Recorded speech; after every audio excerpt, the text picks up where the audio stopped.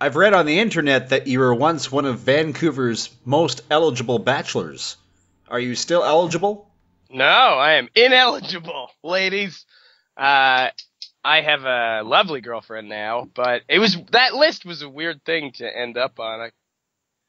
It was clear that they did not ask my income, and they just assumed it based on the suit jackets I was wearing in my photos.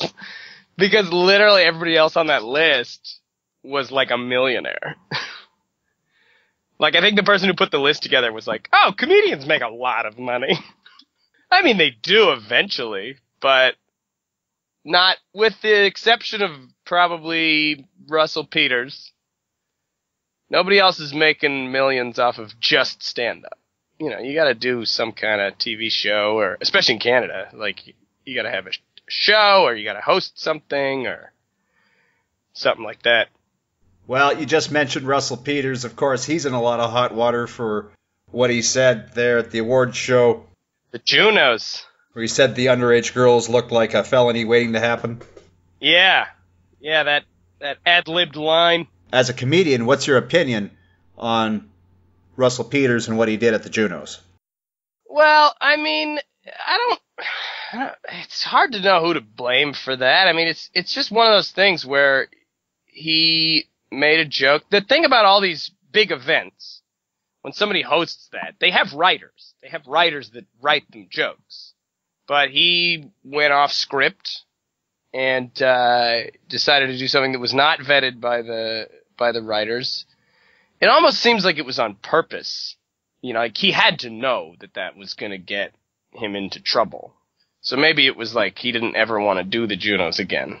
And it was like a power move to be like, I don't want to do this. It's more trouble than it's worth. I could go to an arena and make $30 million. Like, this doesn't matter to me. Basically, like, they needed him more than he needs them, right? Because he's the big star that everybody's tuning in to watch. But at the same time, you know, he's a comic known for making off-color remarks, you know? Like, that's his whole thing. He's not a clean-cut, by-the-book, scripted comedian. That's not what he is. So it's weird that they hire him and then get mad when he does what he's always done. That's what he does. And of course, the same thing could be said with Ricky Gervais. Golden Globe, yeah. What do you make of this PC culture? This just happened recently with Colin Cowherd at ESPN. He got fired for some whiff of impropriety. You know, even the whiff now, Ivan, it gets you fired. Yeah, because people don't want to get character assassinated on Twitter, right?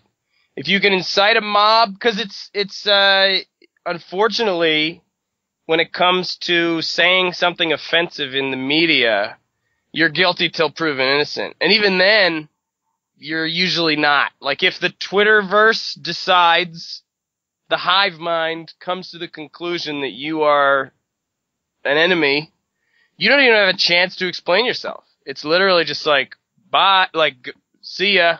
There was that scientist who got, I remember a while ago, he's like a 75-year-old Nobel Prize winning scientist, and he made some comment about women in science, and he was saying, like, you know, you can't have women in the lab because you either fall in love with them or they cry, or like something like that, you know.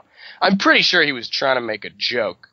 Even still, it's insensitive, but people were just like, that guy's the worst, without knowing that, like, this guy's been a brilliant scientist for years and years. He's 75. Like, he's so old. That, like, at that point, like, when according to his upbringing, like, saying something like that is, like, perfectly acceptable, you know?